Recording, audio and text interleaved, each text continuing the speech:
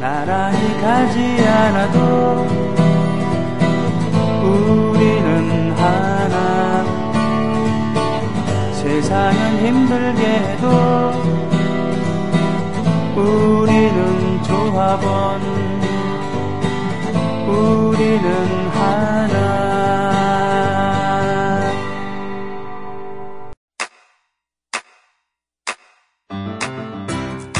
국민 라디오 지지하는 4가지 방법 아시나요? 다운로드하기, 별점 주기, 댓글 달기, 구독하기. 국민 라디오를 보다 많은 이들에게 전할 수 있는 가장 손쉬운 방법. 다운로드하기, 별점 주기, 댓글 달기, 구독하기. 잊지 마세요. 다운로드하기, 별점 주기, 댓글 달기, 구독하기.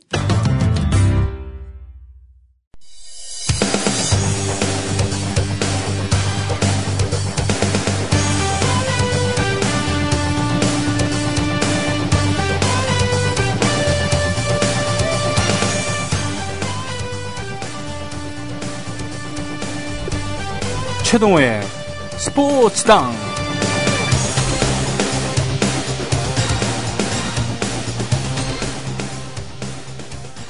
야, 정말 이거 들으면서 뭘 하긴 해야 될 것 같아요. 네, 이 스텝을 보니까 권투는 아닌 것 같고 달리기를 좀 해야 될 것 같은 그런 느낌이 듭니다만, 네. 저작권에 저촉되지 않은 그런 거에다가 그 임대용 PD가 선곡해 오셨어요. 예. 뭐 이런 거 하면서 야구 정규 야구 팬들 여러분 안녕하십니까? 여기는 부산 사직구장입니다. 이러면서 딱 그 느낌이죠? 네, 예, 그런 느낌. 예. 오늘 경기를 어떻게 보고 계십니까? 저 앉아서 보고 있습니다. 뭐 이런 해설. 예. 죄송합니다. 네. 아니 근데 저 뭡니까? 야구 지금 뭐 한국, 일본 그리고 그 미국 프로야구들이 모두 개막해서 매일매일 이러저런 뉴스가 나옵니다만 언뜻 보면은 별 뉴스 아닌 것 같은데 꽤 의미 있는 소식이 있다고요? 그렇죠. 그 야구장 응원 문화 관련해서 이 구장별로 또 이 구단별로 이제 독특한 그 역사가 오래되다 보니까 독특한 이제 문화가 자리 잡혀가고 있다. 그래서 저는 이게 굉장히 반가운 일이고 이렇게 돼야 된다라고 보거든요. 그러니까 시간이 야구가 오래되다 보니까 나름의 구단마다 이 역사 속에서 전통이 생기기 시작하고 이 전통 속에서 이제 독특한 응원 문화가 생겼다는 얘기인데 예를 들게 되면은 롯데가 올해부터 이 삼루 쪽 그 홈팬 응원석 이외에 일루 쪽 홈팬 응원석 이외에 그렇지 일루 쪽이 원래 홈팬 삼루 쪽이 홈팬 맞습니다. 제가 지금 잠시 헷갈렸는데 삼루 쪽이 맞고요. 일루 쪽이 홈팬 맞죠? 네. 제가 지금 반대로 생각했어요. 왜 이러십니까? 예. 야구장 구도를 뒤에서 보는 걸 생각해가지고, 앞에서 보면, 일루 쪽이 홈팬이죠. 그 삼루가 원정 응원석인데, 이 사직구장이 삼루 원정 쪽에다가, 이 홈팬 응원석을 또 만들겠다라고 이제 발표를 했거든요. 그러니까, 삼루 쪽에도? 그러니까 일루 쪽에만 하는 게 아니라? 두 군데서 하겠다. 이거죠. 이게 약간 이 불문율을 깨는 것 같잖아요. 이렇게 들으면은. 그러기 말이야. 그럼 원정 팬들은 어디서 하라고? 그렇죠. 근데 이 사직구장 같은 경우에는 예를 들어서 수도권 팀들 같은 경우에는 뭐 서울이나 인천이나 뭐 대전까지는 원정 응원을 많이 다니니까 원정 팬들이 자리를 차지하는데 부산이다 보니까 대부분 경기에 원정 팬들이 오지는 않는다. 아, 그래요? 그리고 3루까지를 이 롯데 팬들이 자리를 차지하고 있다 이거죠. 원래. 그러니까 3루에 가 있는 롯데 팬들이 우리 심심하다. 응원석을 만들어라 해가지고 이걸 받아들여가지고 만든 거였었거든요. 그러니까 롯데 같은 경우에는 예를 들어가지고 물론 이제 포스트 시즌이나 이제 큰 경기 같은 경우에는 양보를 하겠죠. 뭐 그 경기까지 다 차지하면 안 되니까. 양보를 할 거고. 그다음에 이제 뭐 안전 요원들 배치를 해가지고 혹시 있을지 모르는 불상사는 좀 준비를 하고 이러는데 이것이 이제 부산의 그 뜨거운 응원 열기를 담아서 그 요구가 빗발치다 보니까 이렇게 만들었다고 이제 보거든요. 근데 부산 같은 경우는 이런데 반대로 또 이 충청도에 우리 양반기질이 있는 한화의 대전 홈구장 같은 경우에는 이 일루 쪽에 홈 팬들의 응원석을 없애버렸어요. 그래요? 예. 근데 저도 예전에 좀 불만은 좀 있었었어요. 왜냐하면은 야구장 가가지고 야구를 볼 때 야구 경기에 집중해가지고 보려고 하시는 분들, 선수들의 플레이에 집중하고 그러면서 보려고 하는 분들한테는 단체 응원이 귀찮지 않아요. 맞아요. 그럼 앉아가지고 조용히 좀 보려고 하는데 치어리더 따라서 율동해줘야 되고 응원가 불러줘야 되고 가끔 일어나줘야 되고 해야지 되고 이런 분들한테는 이게 좀 짜증난다는 얘기죠. 그래서 이 일루 내야 쪽이 야구 경기를 보기 가장 좋은 자리 중에 하나잖아요. 네. 그래서 일루 내야 쪽의 응원석을 없애버리고 이 응원석을 외야에다 만들었다 이거죠. 응원하실 분들은 외야 가서 응원하고 일루 가장 그 비싼 티켓 그 입장료를 주고 들어온 일루 내야석에서는 경기 볼 사람들은 봐라. 여기 또 일리가 있죠. 그렇군요. 충청도라고 그러니까 더 일리가 있다. 네? 그렇죠? 뭐요? 네? 근데 이게 이제 구장마다 이게 약간 응원은 똑같이 출발했는데 한 30여 년 지나가면서부터 이렇게 좀 특색 있게 그 지역 그 홈팬들의 의견과 요구를 수렴해 가지고 발전해 나가는 게 이게 이제 바람직하다고 보는 거죠. 그렇군요. 예. 역시 근데 부산에서 만약에 그 응원석을 없앤다. 예. 그러면 난리 나겠죠. 외야로 보내겠다 그러면은. 외야에도 또 만들어야 되겠죠. 또 만들어야 되겠죠. 없애고 보내는 게 아니라, 또 만들어야 되겠죠. 야생야사, 야도라고 하는, 그렇습니다. 자, 최동호의 스포츠당, 지금 1970년대 초 얘기를, 이거 뭡니까, 이거? 뭐, 이런 또, 게시판에 이런 글이 올라왔어요. 사진인데, 저도 한번 읽어보죠. 천천히 좀 보겠습니다. 내추럴 파레트님, 최 선생님 팬입니다 하면서 지난주에 얘기했던 거군요.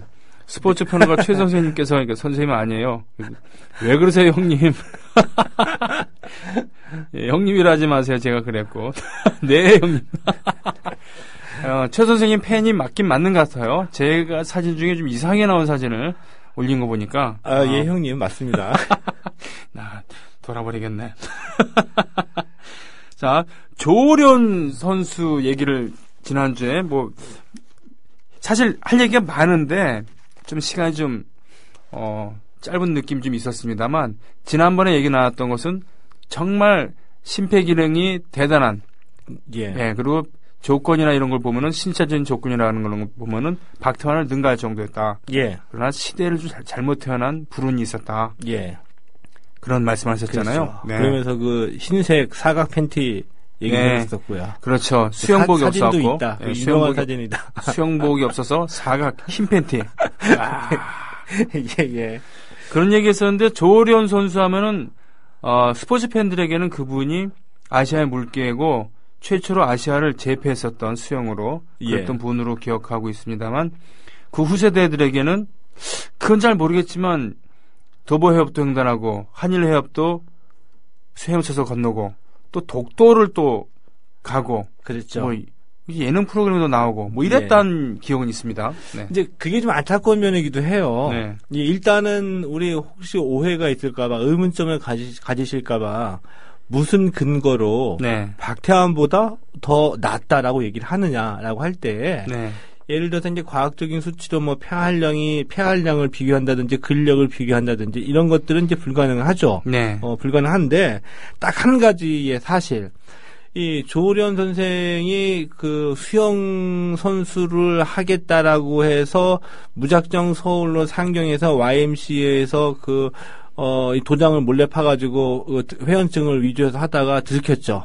그러고 다음에 그 소문이 나니까 이제 그 양정고등학교에 입학하게 됐잖아요. 양정고에 입학해가지고 아시안 게임에서 일본을 누르고 우승하기까지 1년 5개월이 걸렸다. 정말 짧은 이것만 봐도 대단하게 느낄 수가 있죠. 근데 이러다 보니 조련 선생 같은 경우에 스스로 혼자 영법이랑 이 수영법을 타고난 재질을 바탕으로 해서 스스로 그냥 자기 기량을 발휘했다라고 발휘되는 거예요. 체계적인 훈련이나 시스템에 의해서 영법이나 아니면 호흡이나 이런 것들이 고쳐져가지고 간 게 아니라 스스로 타고난 대로 그냥 갔다라고 보는 거죠. 그렇다면은 지금처럼 체계적인 관리를 받았으면은 일찌감치 세계적인 선수가 될 수 있었다. 그래서 이 딱 이 70년 이 아시안 게임에서 우승하자마자 당시에 그 수영 같은 경우는 거의 그 전 종목을 일본이 휩쓸었을 때였었거든요. 아시아의 수영은. 그것도 일본이 종목마다 한 명이 금메달 따는 게 아니라 금메달, 은메달, 금메달, 동메달 이런 식으로 다 휩쓸던 때였었는데 70년에 조우련이 나타나서 금메달 딱 자유형에서 2관왕을 차지하니까 쟤 뭐야 이런 인식이었었는데 수영하는 걸 보니까 이게 족보 없는 수영이라 이거죠. 영법이랑 이런 게 자기네들이 보기에는 도저히 그 스탠다드하고 벗어나 네. 동네 헤엄이라는 그 폄하를 해버립니다. 그래서 어쩌다가 운 좋게 우승은 했지만 이 족보 없는 수영이다라고 해가지고 무시를 해버리죠. 네. 그러다가 70년에 2관왕을 차지했는데 74년에도 똑같은 종목에서 또 2관왕을 차지하거든요. 이렇게 되니까 야, 족보 없는 수영인 것 같기는 한데 뭔가 좀 있는 것 같다라고 하죠. 그때부터 완전히 인정을 하게 되는 겁니다. 그렇군요. 예. 네. 이렇게 됐는데 조른 선생이 그 당시까지는 이 시대적인 여건 때문에 세계 무대에 도전할 생각은 갖지는 못했죠. 네. 그래서 은퇴를 하게 됩니다. 수영 선수로서. 예. 그 나이가 별로 안 됐을 때였잖아요. 젊었을 때인데 하게 되죠. 네. 예. 그런데 만약 지금 같았으면 은퇴 이후에 자신의 또 기량을 전수를 하거나 네. 아니면은 뭐 수영계 지도자나 어떤 아카데미나 이런 여러 가지 할 수 있는 일이 많이 있었었죠. 네. 있었겠죠. 근데 네. 그 당시에는 뚜렷이 할 일이 없는 거였습니다. 만약에 축구나 야구처럼 인기 종목이었다고 한다면은 예를 들어서 프로스포츠 팀의 어떤 지도자로 가거나 네, 네, 여러 가지 네. 길이 다양하게 있을 텐데 수영이 그 당시에는 뭐 그렇지가 않았으니까 우리가 수영으로서 계보를 얘기한다면은 조우련 이후에 한참 있다가 아시안 게임에서 우승했던 그 최윤정 자매이 있고요. 86년이죠. 예, 예. 네. 그 이후에 또 한참 있다가 박태환 선수가 툭 튀어나온 거잖아요. 그렇군요. 그렇죠? 그러니까는 이제 그 뭐 저변도 넓고 하니까 뚜렷이 할 일이 없었던 거죠.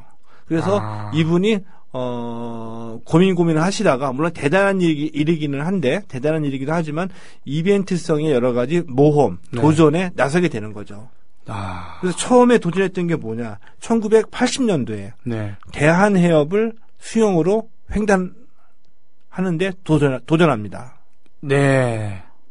그래요. 그때 뭐 해파리 때의 공격, 예, 이런 것도 각오하면서 저는 그때 기억이 나요. 예. 제가 그때 아주 어렸을 때인데 초등학교 정도 다닐 때였을 것 같아요. 네. 그때 그 MBC인가 어디서 중계를 했거든요. 네네. 그러니까 철조망 같은 펜스로 사각형을 그래요. 치고 그 안에서 수영을 한 한 거였었죠. 왜냐하면은 뭐 수온의 저하 이런 것까지는 참겠는데 예. 상어 때 공격. 상어 때나 해파리 때의 공격 이렇게 예. 되면 안 되니까. 예. 예. 그래서 대한해협을 횡단하는데 시간이 총 얼마가 걸렸냐? 13시간 16분에 걸쳐서 부산에서 출발해서 일본에 도착한 겁니다. 13시간 16분 동안 수영을 한 거예요? 예, 한 거죠. 도중에 이제 수영하면서 지치고 배가 고플 때는 그 던져주는 그 음식물, 빵 이런 것들을 바닷속에서 떠서 먹고. 돌고래가 따로 없네요. 네? 근데 태릉에서 수영 대표 선수들 네. 연습할 때 지금은 그런지 모르겠는데 옛날에는 그런 얘기 들었어요. 그러니까 무식한 거죠. 실력을 길게 한다고 한 번 들어가면은 한 5시간, 6시간, 그러니까 오전, 오후면은 오전 내내 물 바깥은 나오지 못하게 합니다. 그리고 간식을 던져줘요. 빵 같은 거를 풀로. 예. 선수들이 그 풀에 안에서 동동동 떠 있으면서 이걸 빵을 먹게 되는 거죠. 근데 지구력은 기르겠지만 그렇다고 해갖고는 예. 훈련 성과가 나올까요? 그렇죠. 근데 그게 잘하는 건 줄 알았던 때가 있었으니까. 아니 뭐 저 해군 특수부대라면 그렇게 하면 되겠지만 아이고 참나. 예.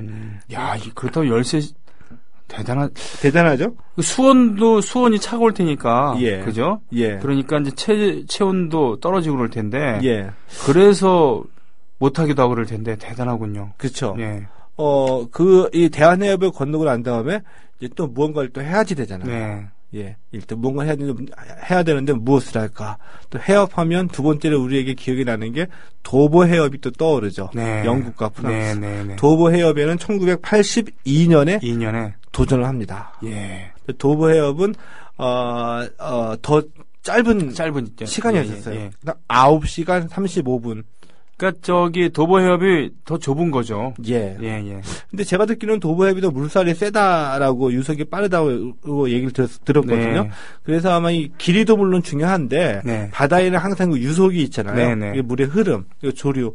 이게 이제 그 얼마큼 세냐. 네. 이것도 이제 그 중요한 그 요인 중에 하나가 이제 되겠죠. 우리 같은 사람으로서는 도저히 그 상상할 수 없는 예. 바다 앞에 해수욕장 바로 앞에 있는 그런 섬에 우리라고 하지 마세요. 네. 아, 네. 뭐, 수영 좀 하십니까? 아닙니다. 뭐, 예. 조금이죠. 예. 송탄 물개라고. 아시아의 물개는 아닌데. 송탄의 물개? 야. 평택 물개죠, 정확하게. 평택? 그렇군요. 예.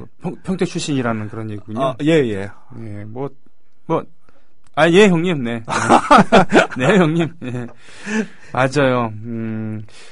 그렇게 해서 80년에, 82년에. 예. 그리고는 조오련 수영교실 같은 거 하면서. 그랬죠. 네. 생활인으로서 사셨죠. 예. 그런데 이 조오련 수영교실도 하고 또 독도에서 독도를 몇 바퀴 도는 뭐 이런 이제 이벤트도 하셨고요. 하시다가 개인사로 약간 조금 좀 복잡했던 것 같습니다.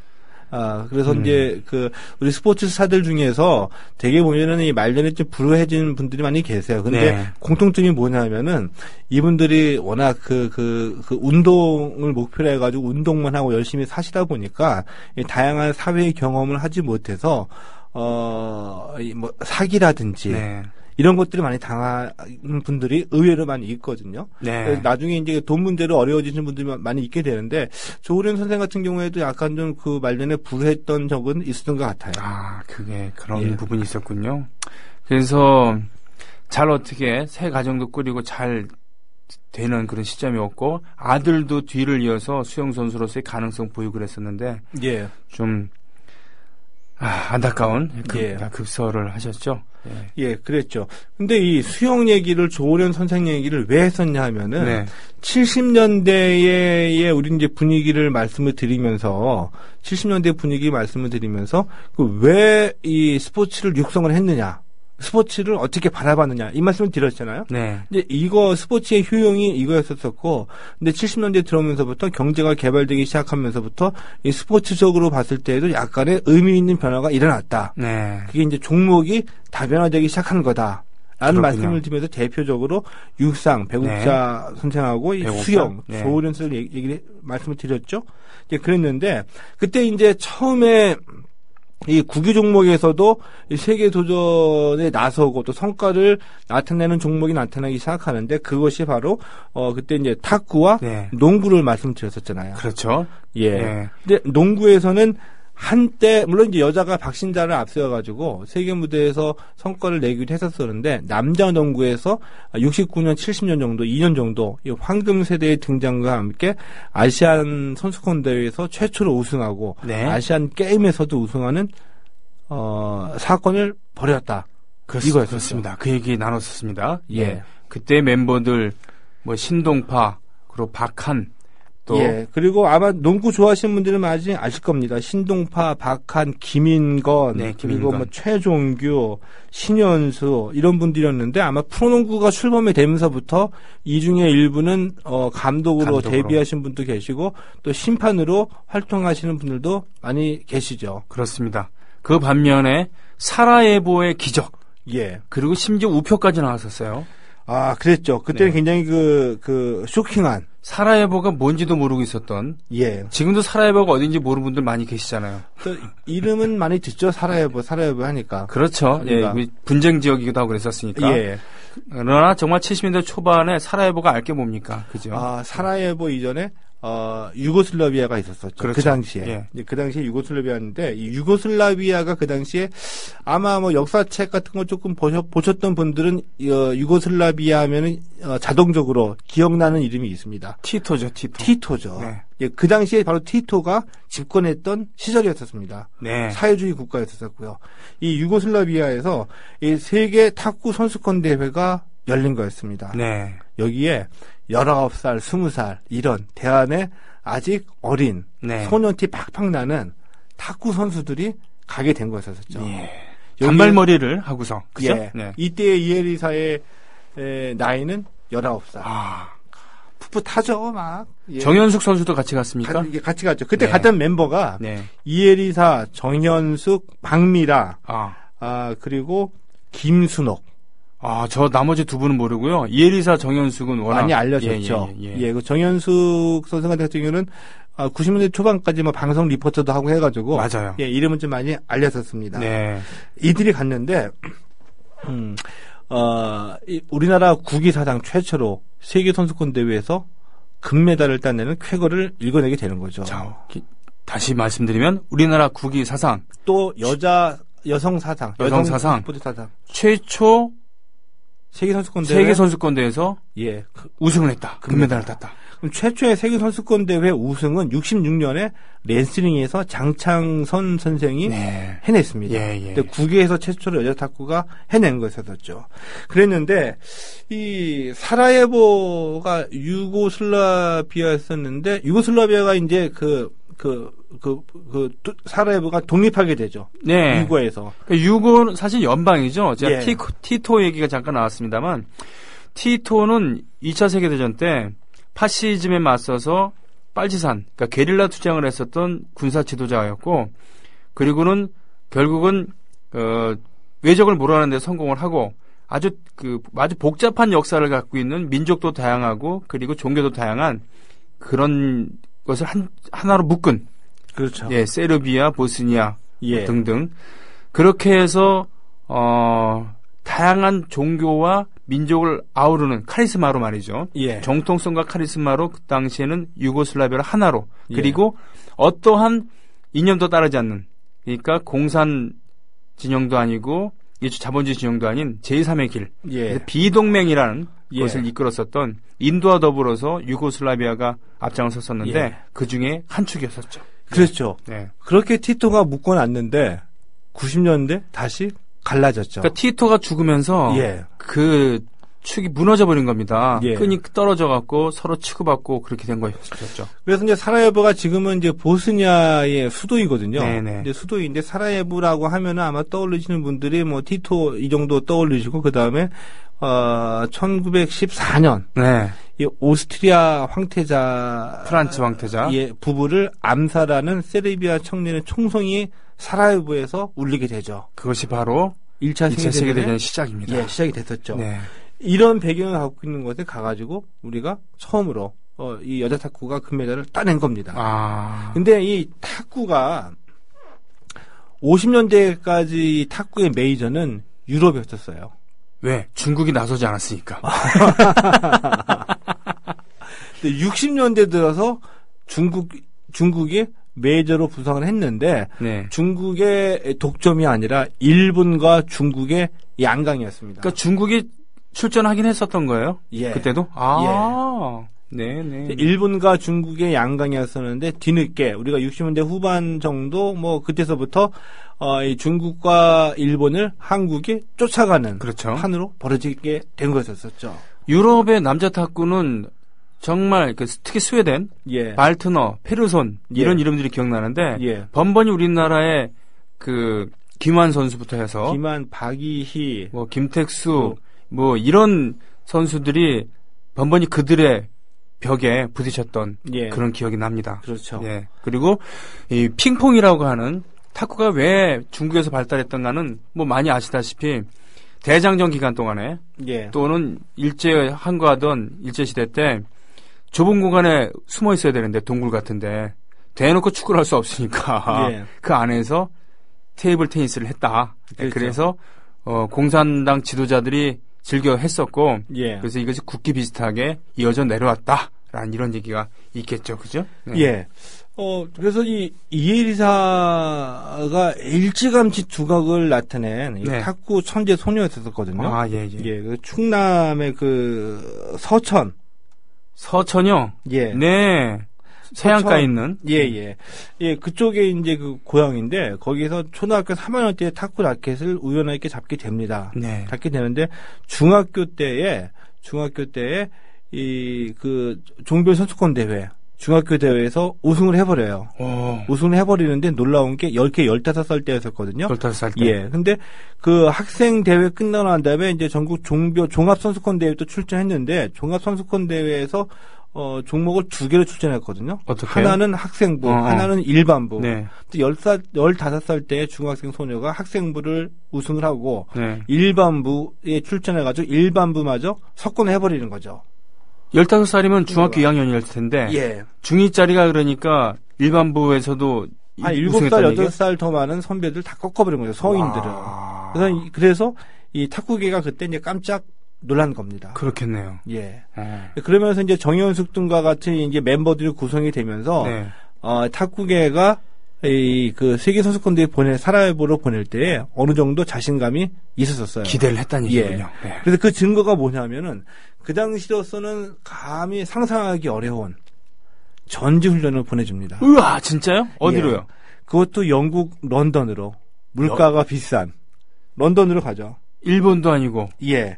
근데 이 런던으로 전지훈련을 가고 그 다음에 런던 훈련 끝나자마자 곧바로 사라예보에 들어가는 게 아니라 네. 유럽에서 열리는 각종 대회들, 뭐 스위스 오픈, 프랑스 오픈 등등 해가지고 실전 경험도. 예, 쌓고 난 다음에 사라예보에 들어가서 강력한 우승 후보였던 중국을 예선에서 만납니다. 아, 예선에서요? 예, 만나서 3승 1패. 그러니까 이 단체전이 4단 1복이거든요. 그러니까 단식을 4번 하고 네. 복식을 한 번 해서. 한 번 하고. 예. 3승을 먼저 따내면 이기는 건데. 아, 그렇겠군요. 중국을 3승 1패로 이기고. 네. 예선 성적을 안고 올라가는 결승에서 마지막 상대로 일본과 네. 만나게 된 것이었죠. 두시쿵. 예. 숙명의. 네, 일본도 3승 1패로 간단하게 꺾어버리고. 대단하네요. 간단하게 꺾어버리고 우승을 차지한 게 된 겁니다. 그러니까 3승 2패 이런 게 아니라 3승 1패라는 것은 예. 일찌감치 셧아웃 시켰다는 얘기지 않습니까? 예, 그리고 그죠? 이에리사 같은 경우에는 예선 첫 경기에서부터 네. 자기가 나간 이 단식과 복식 경기에서 한 번도 피하지 않았어요. 우와. 모든 경기를 다 이겼죠. 19살 때. 예, 19살 때. 우리나라 나이로 따지면 고3 때.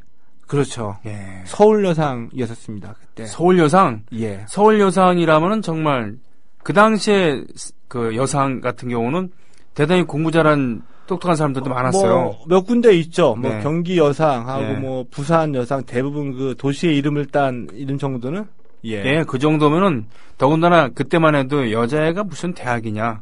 아, 예. 예. 근데 이혜리사 같은 경우에는 서울 여상의 그 탁구로 그렇겠죠. 스카우트 돼가지고 올라간 케이스. 서울여상의 주판부도 유명했어요. 아, 두산도. 그래요? 그때 예. 경시대회 있고. 그런데 가면은 서울여상에서 다 휩쓸었어요. 아, 예, 서울여상은 그렇죠. 그럼요. 왠지 로망이 좀 있는 것 같습니다. 그 서울여상 졸업해서 은행원이나 직장생활하면서 돈 모아서 예. 공부하고 다시 대학에 들어간 그런 분들도 많이 계셨어요. 아, 예. 예.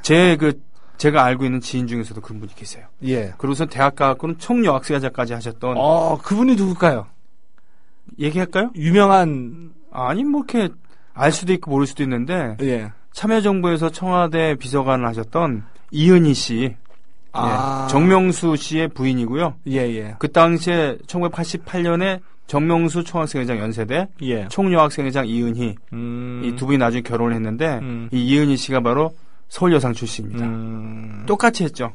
그러니까 여상 나와서 직장생활 하면서 돈 벌어갖고, 예. 그걸로 공부해서, 예. 대학을 입학한 겁니다. 예. 그래서 아직까지는 좀 남아있는 것 같아요. 일반 은행. 네. 이게 이사나 네. 이 정도 가면 아직까지는 그 옛날 상고 출신들. 네네네. 근데 아직까지는 좀 많이 인맥이 있는 것 같아요. 네. 근데 그래서 이 우승을 차지했잖아요. 네. 근데 70년대 분위기가 뭐였었냐 하면은, 이제, 좀 뭔가 돼가는 것 같다. 네. 경제적으로는. 뭐가 좀 돌아가네? 이런 느낌이 막 들 때였었거든요. 그렇죠. 그러니까 64년도에 우리가 수출이 1억 불이 조금 안 됐었거든요. 네네. 안 됐었었는데 71년도에 네. 최초로 수출이 1억 불을 돌파합니다. 7년 10억 불 아니고요? 1억 불. 10억 불. 예. 10억 불. 10배가 7년 만에 10배로 늘어난 거였거든요. 네네. 그러면서 그 당시에 70년에 경부고속도로가 개통이 되죠. 네. 그리고 금산의 위성지국이 개통이 되면서 처음으로 이제 해외에서 열리게 되는 뭐 스포츠 중계, 위성지국을 통해 가지고 되고 이 국제전화도 우리가 하고 이러면서 뭔가 사회적인 분위기가 뭔가 우리도 하면 된다 이런 느낌이 조금씩 오면서 자신감이 조금씩 들어갈 때였었죠. 그렇겠군요. 예. 네. 근데 이러다 보니까 우리 유명한 노래 있잖아요. 미싱은 잘도돈에 돌아가네. 네, 빨간 꽃, 노란 꽃, 꽃밭 가득 피어도 사계란 노래죠. 예. 네. 그 노래의 가사가 딱 들어만 또 있는 시기였었죠. 사회적으로. 일거리는 분명히 많았었어요. 많았었지만 저임금, 장시간 노동으로 지탱하는. 그러니까 이 경제개발이라는 미명하에 자유와 인권을 억압당하면서 일반 샐러리맨들은 마치 이 별을 보고 나가고 달을 보고 퇴근해가지고 열심히 그 하루 종일 일하는 것이 그 미덕이고 네네. 능력인 것처럼 또 이 청계천의 미싱에서는 미싱사와 시다들이 하루 18시간 네. 일할 정도로. 근데 그렇습니다. 그런 분위기 속에서 국민들이 볼거리가 없잖아요. 즐길거리도 없고. 예. 그러니까 이 당시에 국가대표 경기라고 한다면은 온 국민이 다 미쳤던 거죠. 그렇겠군요. 스트레스 해소할 길이 없었었죠? 그래요. 뭐 그래서 이제 권투 이런 거 프로레슬링 이런 거 열광하기도 하고. 열광하고 가끔가다 열리게 되는 이 축구 대표팀 경기. 네. 그러니까는 메르다 협회. 네. 그 아시아권에서 주로 열리게 되는. 그러면서 버마와 뭐 인도네시아를 상대로 해서 우리가 좀 이기고 이러는 거예요. 74년도에 인도네시아를 상대로 7대1로 예. 결승전에서 이겼었던. 예. 근데 그런 분위기 속에서 드디어 세계 제패라는 게 떠오른 겁니다. 이 탁구가. 여자 탁구가. 네. 그래서 어느 정도였었냐면은 이제 대회를 마치고 이제 그 당시에 우리가 직항이 없었기 때문에 해외에서 유럽에서 돌아오신 분은 대부분 다 하네다에서 경유해가지고 들어오시거든요. 예, 하네다 그 예. 도쿄에. 예. 네, 도쿄에 김포공학 정도로 생각하시면 될 거예요. 그렇죠. 네. 그래서 이 여자 탁구 선수들이 이제 귀국길에 올라서 하네다에서 그 비행기를 갈아타야 되잖아요. 네. 근데 그 잠깐 동안에 제일교포들이 가만히 있을 수가 없습니다. 환영식을 그래요. 열어준 거죠. 그래서 기록에 의하면은 2,000여 명의 제일교포들이 나와가지고 환영식을 열어줬다고 합니다. 2,000명. 예.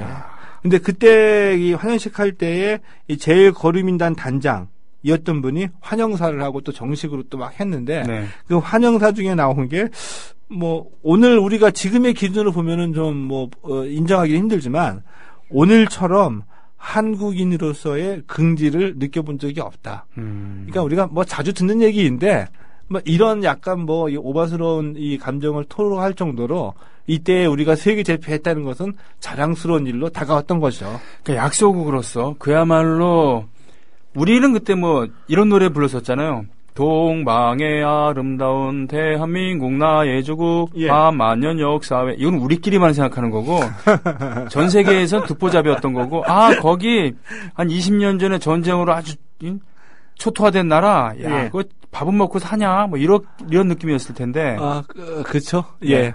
그래서 종목별로 우승을 하거나 이런 것이 그런 잘 사는 나라들에선 지금 우리처럼 병가지 상사였을 텐데 우리에게는 그 당시에 대단한 일이었고 우리도 뭔가 가능성이 있는 거 아닌가. 우리도 한번 잘 살아보세요. 이런 느낌.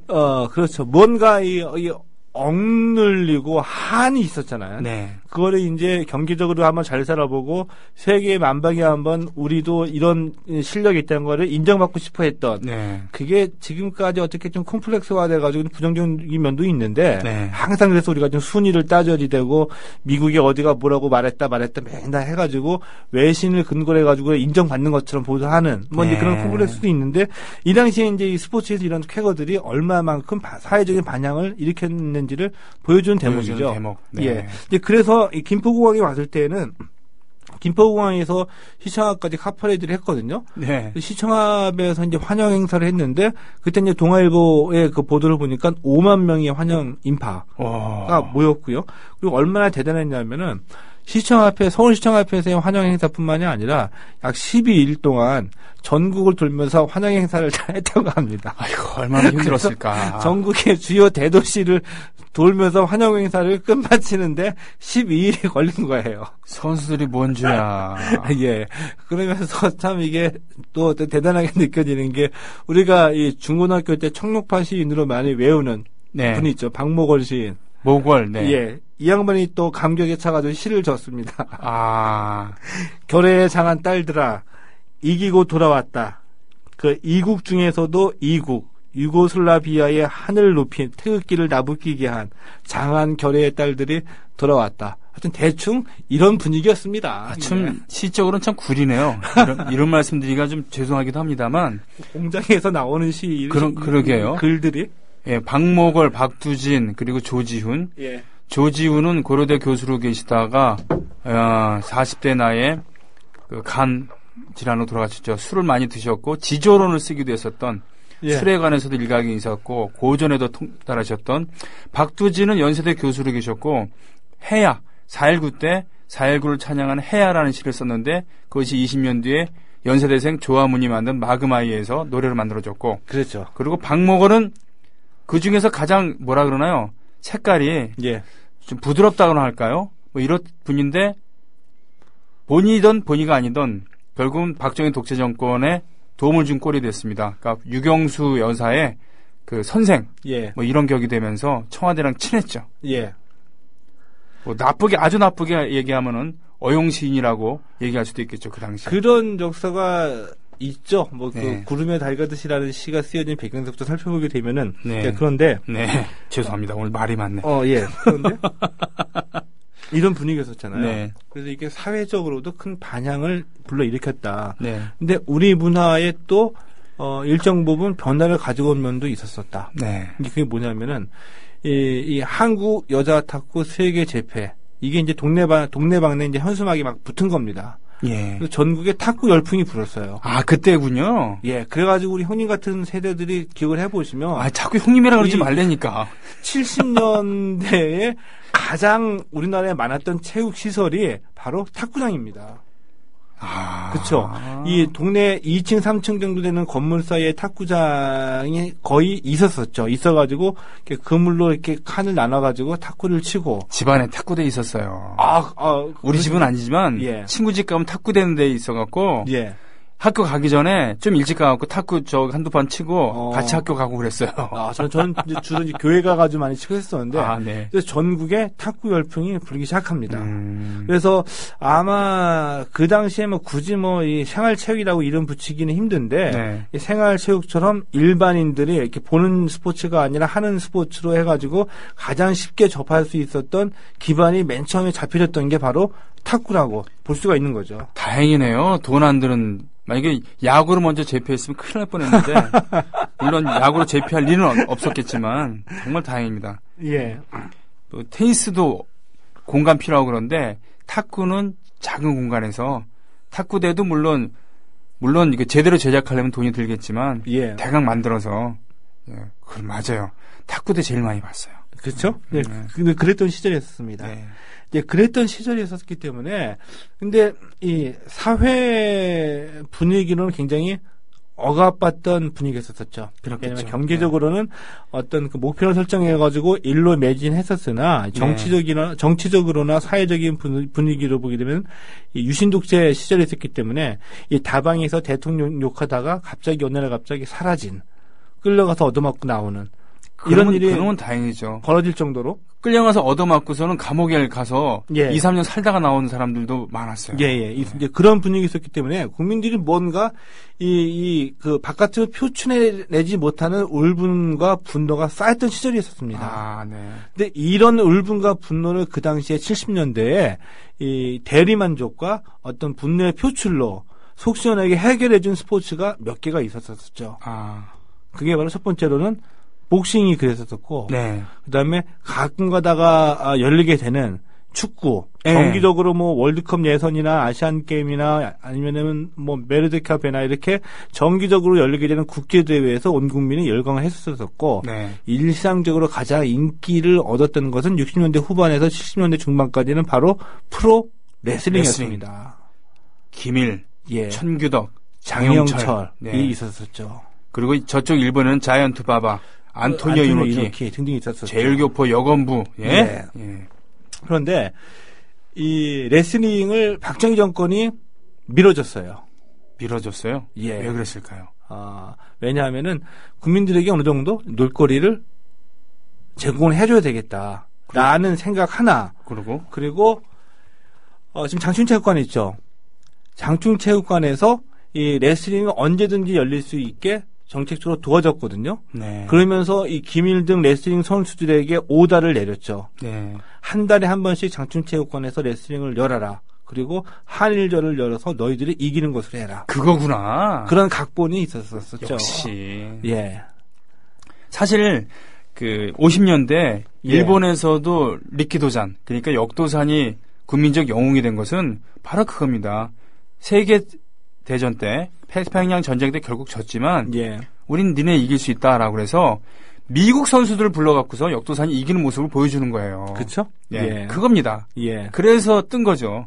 근데 이 구조적으로 봐가지고 이 우리나라 이 프로레슬링에 이제 출범하고 위기를 구조적으로 간단하게 말씀을 드리게 되면은 시작은 이제 국내파 레슬링 선수들이 있었습니다. 네. 자생적으로 이 해외 중기를 보면서 성장한 네. 이 당수의 명수라고 했던 천규덕 그리고 장영철 드롭킥의 달인이라고 했던 이 장영철이 네, 있었고요. 근데 이들만 같으면 약했죠. 그러니까 이들은 이 열심히 이 손으로 치고 구르가면서 기술을 넘어했는데 이 레슬링의 세계가 프로모터의 세계다라고 한 거를 본 해외에 한국인이 있었었죠. 그래.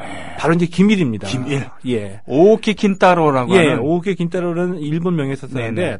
이 김일이 역도산에 그 문화생으로 들어갔었잖아요. 그렇죠. 역도산이 어떻게 이 흥행 카드를 만들기 위해서 일본과 미국 선수들의 카드를 만들고 이 각본을 어떻게 짜는지 네. 김일은 다 지켜봤던 거죠. 그러니까 쇼라는 무엇인가에 대해서 예. 체득한 거 아닙니까? 예. 그죠? 그리고 네. 그러고 난 다음에 김일이 이제 처음에는 이따가 이제 말씀드리겠지만 일본으로 갈 때 밀항을 했기 때문에 네. 한국에 정식으로 들어오기 힘든 신분이었었거든요. 범법자이기 때문에. 그렇죠. 전남 고흥인가 출신이에요. 예, 그죠? 예. 네. 근데 그거를 박정희가 풀어준 겁니다. 그리고 오히려 그 눈 감고서 들어올 때에 성대한 환영식을 열어줘요. 자, 오늘 재밌는 얘기 다 하면 안 돼요. 다음 주에. 예, 이거 잠깐만 개갈만 하는 건데. 네네.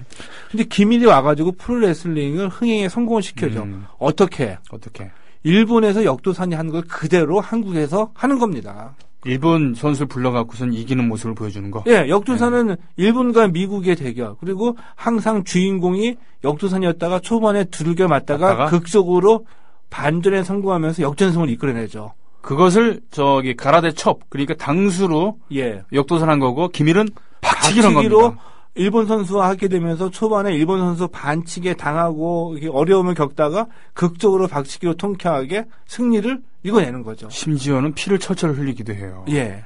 그랬는데 김일 혼자 안 되잖아요. 그래서 혹시 영화 그 설경구가 주연으로 나왔던 역도산이라는 영화를 보게 되면은 스모에서 이제 스모가 한물 가고 스모에서 들어온 전향한 프로레슬러 원래 일본인 출신에 그리고 또 여러 가지 그 안에 그 세력 다툼이 있죠. 네네. 거기에서 이 역도산이 어느 정도 좀 양보하면서 가게 되면 더 롱런할 수 있었었는데 너무 욕심을 부렸잖아요. 그러니까 역도산은 리키도잔이 스모 출신인데 스모 할 때는 급이 낮았고 서름을 많이 받았어요. 그래서 그거를 극복하지 못하고 이기려고만 해갖고 일본 격투기계에서 원한을 좀 산 거죠. 샀죠.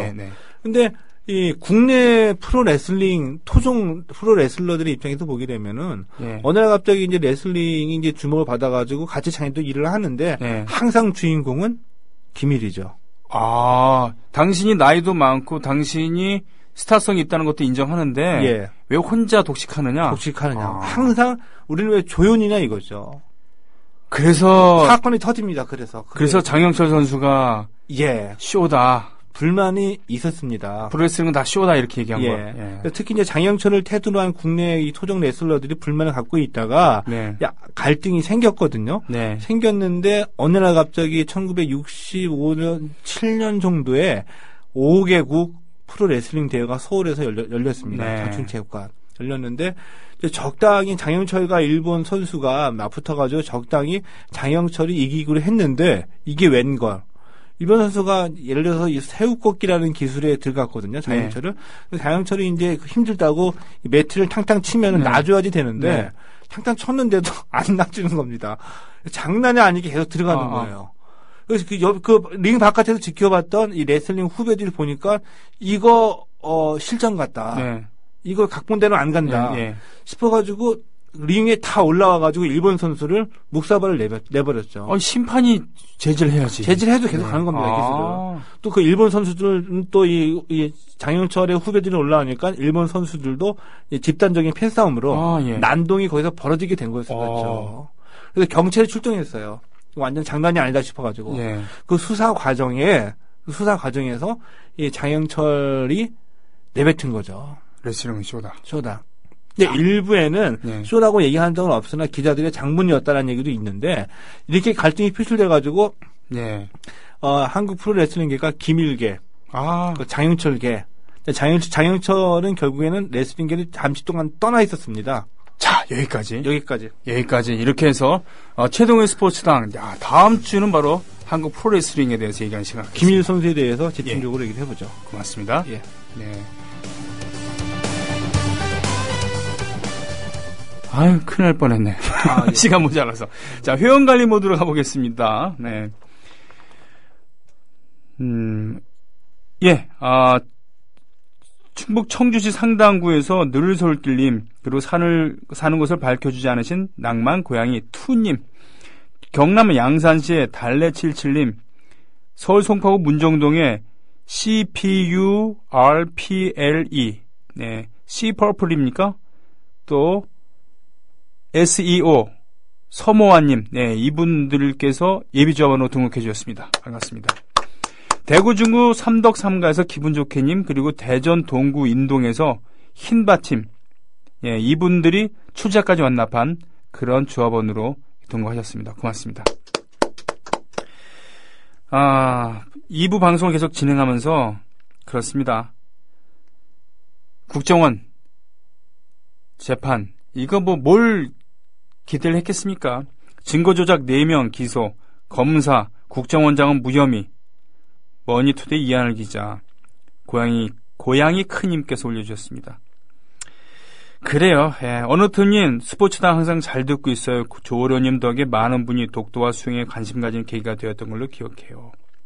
야, 자, 이분의 사연을 계속 읽어드리고 싶습니다만 시간이 거의 다 지나고 있군요. 저도 누군가에겐 그랬으면 하는 마음으로 찾아봤었던 노래인데 라면서 렘브란트의 I'll There For You는, 네, 이 노래 아까 이제 나갔던 노래죠. 그 노래에 대한 해석해 주셨고요. 그나저나 요즘 그때 봤던 라디오 부스의 풍경이 영상 스튜디오보다 더 많이 떠올라요.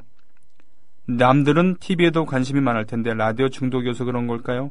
아니면 제 삶의 중심인 것과 연관된 다른 이유가 더 큰 것일지도 모르죠. 구민TV 라디오의 주축은 TV입니다. 그러나 라디오도 하고 있습니다. 라디오는 여러분의 동반자입니다.